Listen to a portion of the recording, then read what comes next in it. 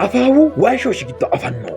ስለ ፊላስፋው ፍሬድሪክ ኒቼ ምን ያህል ያውቃሉ?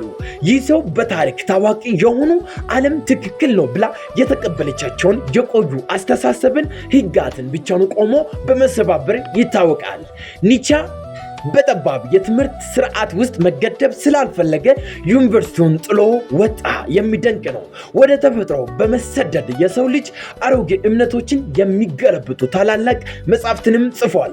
እርሱ እንዳለው ጭፍራውን የማያውቁ ሰዎች የሙዚቃውን ድምፅ የሚሰሙትን ሰዎች እንደ እብድ ይቆጥራቸዋል። የሚደንቅ ነው። ዛሬ እኛ የምናውቀው የፊዚክስ ህግ የመጨረሻ እውነታ ነው ብለን እንቀበለዋለን። ነገር ግን ማይተም ቲዎሪ አዲስ እይታን ይዞልን መጥቷል። በአየር ግፊትና በውስጥ ኃይል ላይ አዲስ እውነታን ይዞ ሲመጣ በመጀመሪያ ላይ ግራ ሊገባችሁ ይችላል። ምክንያቱም አብዛኛውን ሰው አዲሱን የተፈጥሮ ሙዚቃ ገና አልሰማውምና ከመስመሮቹ በስተጀርባ እውነታው ገና ይገለጣል። እንገልጸዋለን።